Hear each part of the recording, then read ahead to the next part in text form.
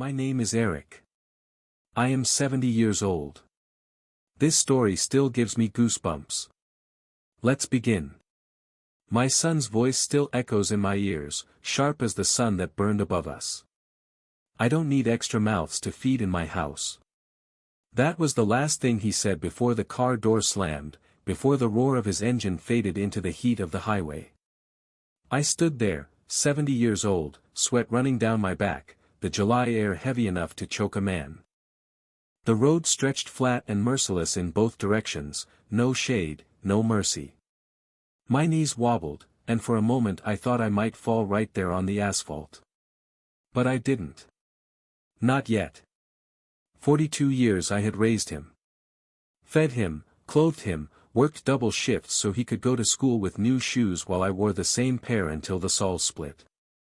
And this was what it had come to, my son leaving me like a sack of garbage on a road in another state. But grandson, listen carefully now, I wasn't just a victim. I remember the weight in my chest. Not only the shame, not only the betrayal, but the quiet fire that began to burn. Something inside me shifted, and I realized this was not the end of my story. No. This was the beginning of his reckoning. Hours passed. I walked until my legs trembled. A trucker finally stopped, gave me water, and dropped me at a small-town gas station. I didn't tell him much, just said my boy had forgotten me on the road. He shook his head but didn't pry. He saw enough in my eyes to leave it alone. It took me 2 more buses and half a day to get back home. When I opened my front door, my body felt like it would collapse, but my mind had never been sharper. I didn't scream. I didn't call him. I didn't curse the heavens. Instead, I took a piece of paper and wrote just a few short lines. Then I taped it to the refrigerator door, where I knew he'd see it the moment he walked in. That night, my phone began to buzz. Once. Twice. Then again and again. By midnight, it had rung 20 times. By dawn, 47. He was panicking. Begging. Promising. But I didn't answer. Each time I let it ring, I felt stronger. Because, grandson, that note on the refrigerator, it was just the beginning. See, I had something he didn't know about. Something he couldn't imagine in his arrogance. A set of papers, carefully kept, that could strip him of everything he thought he'd gained by betraying me. With a single stroke of my pen, I could ruin him. Take back the house he coveted, the money he counted on, the security he thought was already his. But here's the crueler thought that gnawed at me as I sat in that quiet kitchen: maybe true revenge wasn't taking everything away. Maybe it was letting him live comfortably, day by day, knowing I could strike at any moment, in any form, and he would never see it coming. That night, I didn't sleep. I sat in my chair, listening to the phone vibrate over and over, the unanswered calls buzzing like mosquitoes in the dark. I stared at the papers tucked away in my drawer, and I asked myself, do I destroy him tomorrow, or do I let him sweat in fear, waiting for the blow he can't avoid?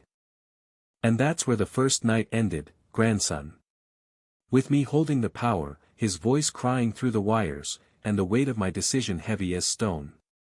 By the time the morning light crept across my curtains, the phone had already rung so many times the battery was nearly dead. I set it on the table and watched it vibrate again, his name flashing across the screen like an accusation. Tobias. My son. I didn't answer. Instead, I stood and walked into the kitchen. The note was still taped to the refrigerator, white paper against the old yellowed enamel. I read it again, slowly, savoring every word I'd written the night before. It said only this: you'll never see it coming. Nothing more. Nothing less. And that was enough to make him call me 47 times in one night. Enough to make him choke on his own guilt, his own fear. I sat at the kitchen table, my coffee gone cold, and thought back to that highway. His voice: I don't need extra mouths to feed in my house. He thought I was finished. A burden. He thought the years I'd spent working myself raw for him and his mother meant nothing now that I was old. But grandson, you know what I realized? Power isn't in youth. Power isn't in strength or speed. Power is in knowledge. And I had knowledge Tobias didn't. Those papers in my desk drawer, they weren't just bank records. They were deeds, insurance policies, and a will he believed was already signed in his favor. For years, he thought he'd inherit everything, the house, the savings, the small parcel of land your grandmother and I bought when we dreamed of retiring by the lake. But the truth? My signature had never touched those lines. Everything was still mine to command. I opened the drawer and ran my fingers over the folders. Every document was a reminder of the sacrifices I'd made. Your grandmother and I had skipped vacations, skipped dinners out, skipped comforts, so Tobias could have a future. And now he wanted to erase me like I was some old receipt. I could end him with one meeting at the lawyer's office. Cross his name out, replace it with someone else's. Perhaps a charity. Perhaps you. Perhaps no one at all. But then, another idea struck me, and it made me smile in a way I hadn't in years. What if I didn't cut him off right away? What if I let him believe the axe might fall tomorrow, or the day after, or a year from now? Every day of his life would be lived in shadow, looking over his shoulder, wondering when his father's revenge would finally arrive. That morning, I made myself eggs, bacon, even toast with jam. I ate slowly, listening to the phone ring again and again, my son's desperation growing louder each time. Then I turned it off. Complete silence. And in that silence, grandson, I began to plan. Because revenge, to be worth anything at all, has to be more than anger. It has to be patient. It has to teach. 2 full days passed. My son kept calling. At first it was panic in his voice, voicemails of him stammering, almost crying. Then came the bargaining, promises of visits, money, even those words he hadn't said since he was a boy, I love you, Dad. But they rang hollow, like coins dropped in an empty jar. By the 3rd day, his tone shifted. Anger. Threats. You think you can scare me? You think a stupid note changes anything? You're old, Dad. You won't even be around long enough to enjoy this little game. That was the moment I knew my silence was working. Fear had crawled under his skin, and it was tearing him apart from the inside. I waited until the 4th night. The phone lit up again, buzzing on the table while I sat in my armchair, sipping tea. I let it ring once, twice, then I picked it up. The silence on the other end was thick. Then his voice, cracked and small. Dad? Yes, Tobias. You scared me. I didn't know what you meant by that note. I let the words hang before answering. Good. You were meant to wonder. He swallowed so loudly I heard it through the line. Look, I messed up, okay? The highway, it was a joke that went too far. I just needed space, Anne. Don't insult me, I cut him off. I was there, boy. I felt the heat of that asphalt under my shoes while you drove away. That wasn't a joke. That was a decision. The line went dead quiet. Then he whispered, what are you going to do? That was the question, wasn't it? I could hear the tremor in his voice, the fear of a man who suddenly realized the old man he dismissed wasn't powerless. That perhaps I was more dangerous now than I had ever been. I haven't decided yet, I said slowly, deliberately. Maybe I'll take everything back. Maybe I'll leave you dangling, never knowing what comes next. But remember this, Tobias, you lost the right to certainty when you left me on that highway. Dad, please, he started, but I ended the call. I placed the phone down, and for the first time in years, I laughed. Not loudly, not cruelly, just a deep, satisfied laugh that came from knowing the balance had shifted. The man who thought I was a burden was now the one burdened by fear. That night, I slept soundly. The morning after I cut Tobias off mid-plea, I opened my blinds to find the world washed clean by rain. The air smelled of wet asphalt and pine, sharp and new, like the earth was daring me to start fresh. I shuffled to the kitchen, put on the kettle, and that's when I heard the mailbox clang shut. Bills, advertisements, the usual garbage. But in the middle of the stack was an envelope with my son's handwriting. Not careful script, not the lazy scrawl of a shopping list, but tight, deliberate letters. He'd thought about this. I carried it to the table, sat down with my tea, and slid it open. Inside was no apology. No admission.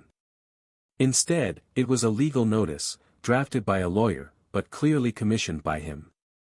A petition for power of attorney. Power. Over me. I read each line slowly, steadying my hands even as they trembled with rage. Tobias was trying to prove I was unfit to manage my own affairs. That I was forgetful. That I was a danger to myself. That I needed someone, him, to make decisions for me. The audacity nearly made me laugh. He had abandoned me on a highway days earlier, and now he wanted to declare me incompetent so he could take control of my house, my money, my life. But then I saw the date. The petition had been filed before that highway stunt. Weeks before. The trip wasn't spontaneous cruelty. It had been a test. A push to see how fragile I really was. That discovery changed everything, grandson. The betrayal was deeper than I'd believed. I folded the papers neatly, slid them back into the envelope, and set it beside my cold tea. Then I opened my desk drawer and pulled out my own folder, the deeds, the will, the records I'd guarded all these years. For the first time, I wasn't just thinking about revenge. I was preparing it. By noon I'd called my lawyer. By evening, the documents were in motion. I didn't need to shout, didn't need to raise a hand. All I needed was my pen and patience. That night, my phone buzzed again, Tobias, no doubt, circling like a vulture. I let it ring. I smiled. And I whispered into the empty kitchen. You wanted power, son. You'll soon learn what it really means. 3 days after the envelope arrived, I stood in Carson's office, the air heavy with the smell of old wood and ink. Carson, my lawyer, my friend of 30 years, adjusted his glasses and read Tobias's petition one last time. His voice was low, even, but I caught the disbelief under it. He's not even hiding it, Roy. This is a straight attempt to prove you unfit, take control of your finances, your home, your decisions. Legally bold, morally rotten. I nodded. He thinks I'm already too weak to fight. He wants the vultures to start feeding before I'm in the ground. Carson looked at me over the top of his glasses. So. Do you want to burn the bridge now, or make him walk across it first? That, grandson, was the moment the trap was born. I didn't want to destroy him quickly. No, that would have been too kind.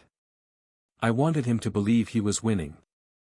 I wanted him to taste victory, just enough to choke on it when he realized it was poisoned. So I set things in motion. First, I signed papers that restructured my accounts, moving money into places Tobias could never touch, not without my explicit approval.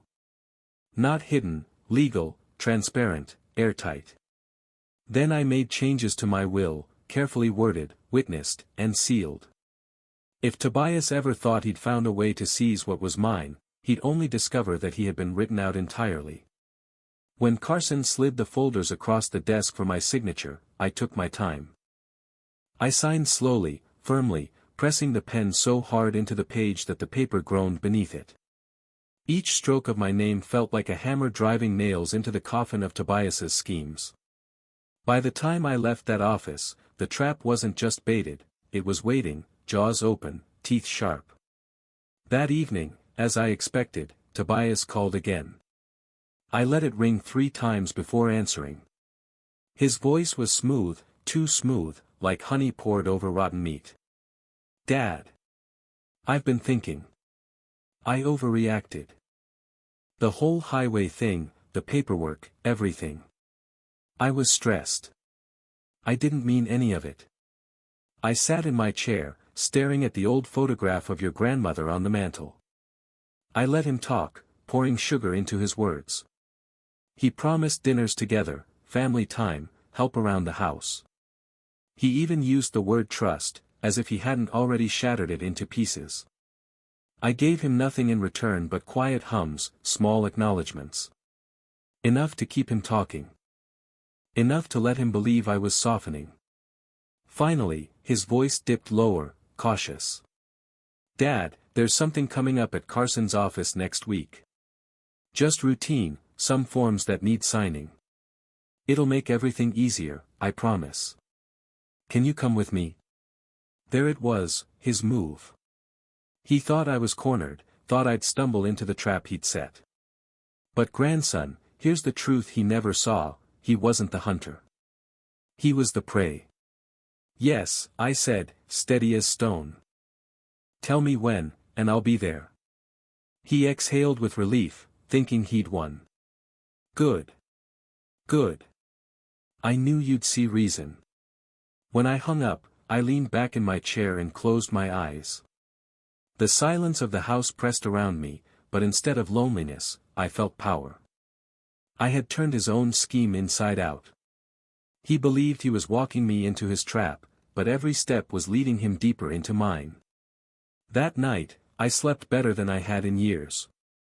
Because revenge, grandson, isn't always fire and fury. Sometimes it's patience. Sometimes it's letting your enemy walk right where you want him, smiling all the way. I woke before dawn. Didn't need the alarm.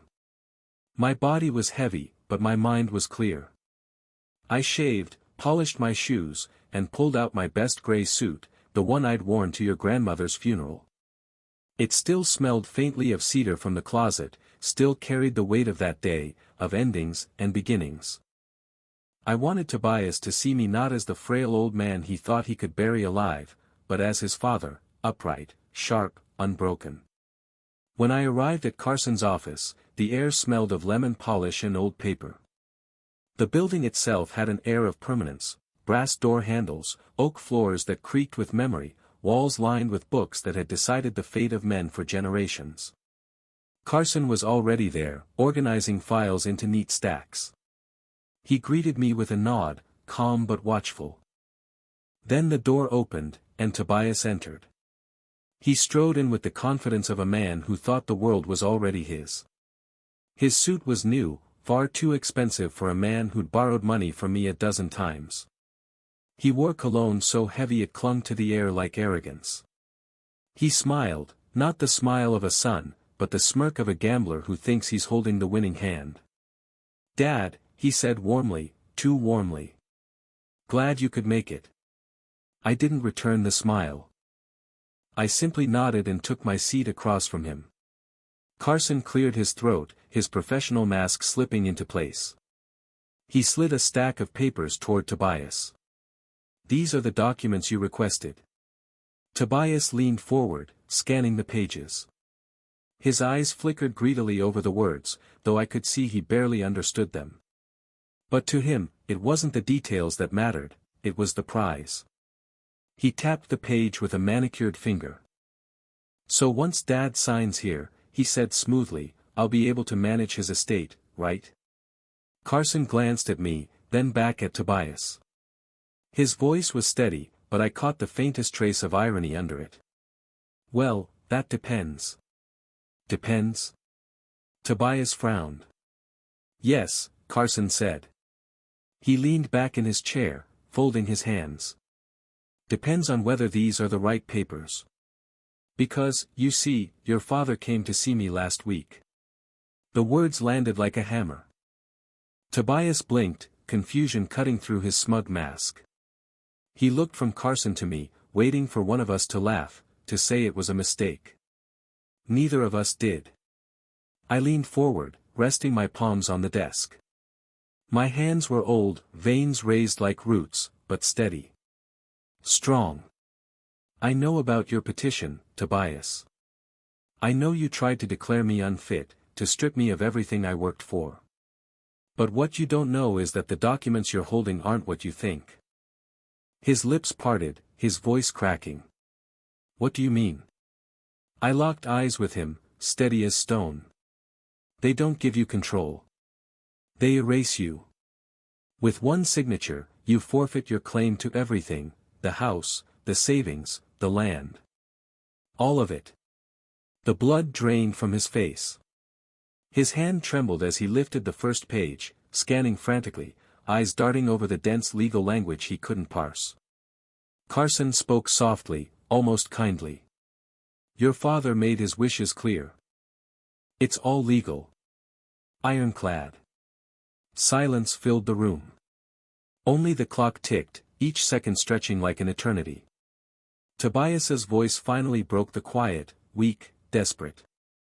Dad, you wouldn't. I leaned closer, my voice low but sharp enough to cut. You left me on a highway, Tobias. You wanted me declared incompetent before I was even in the ground. You don't get to tell me what I would or wouldn't do. He swallowed hard, eyes glistening now. I'm your son. Family. That has to mean something. Family. I spat the word like it was poison. Family is loyalty. Family is trust. Family doesn't abandon each other under a burning sun and drive away laughing. You stopped being family the day you left me there. He grabbed the pen, hands shaking, and lowered it toward the page. I watched him fight himself, jaw clenched, sweat beading at his temples.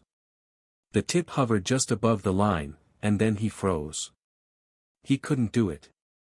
He dropped the pen with a clatter, shoulders slumping, breath ragged. I can't, he whispered. Dad, please. Don't do this. I made mistakes, but You thought I was weak, I cut him off. My voice rose now, years of anger finally breaking through. You thought age had made me soft. That the man who built your life with his own blood and sweat was too old to matter. But I'm still here, Tobias. And I matter. He flinched, like each word was a slap. I straightened, slowly gathering the papers, sliding them back into Carson's folder. Tobias reached out, desperate, but I snapped the folder shut before his fingers touched it. You'll never know, son, I said, my voice quiet, cold. Maybe you're already cut out. Maybe you're not. But from this moment forward, you'll live every day wondering.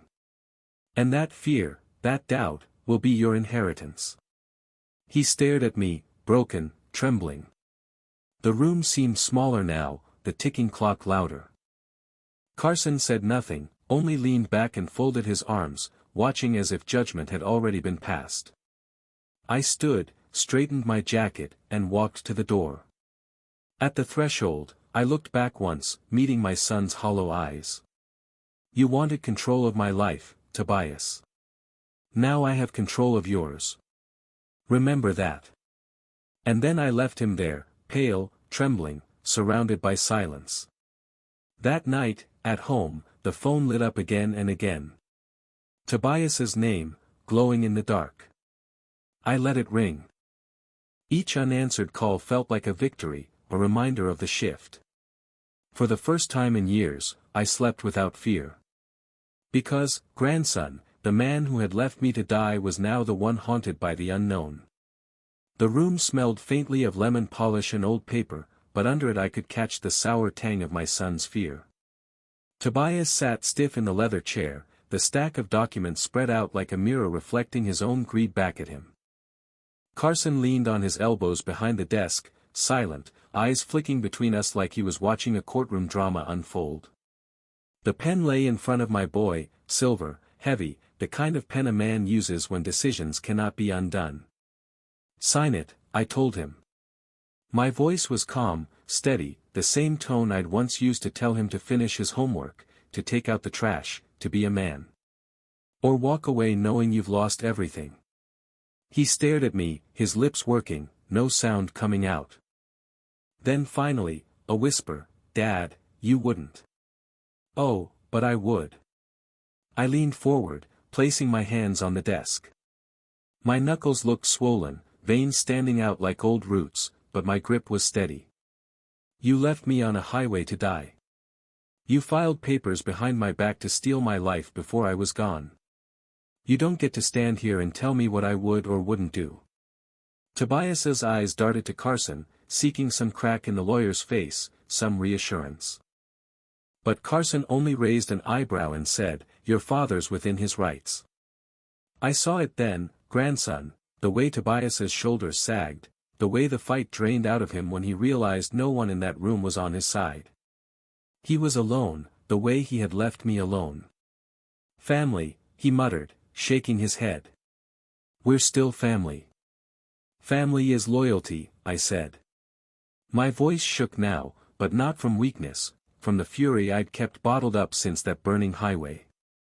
"Family is sacrifice. Family is trust. And you shredded every one of those words when you walked away from me." The pen rattled in his hand as he picked it up. I watched his jaw clench, watched his chest heave as he tried to force himself to sign. He lowered the tip toward the line, and then froze. The pen slipped from his fingers and clattered on the desk. "I can't," he said, voice breaking. "Dad, don't do this. Please. I was wrong, I panicked, I thought. You thought I was weak."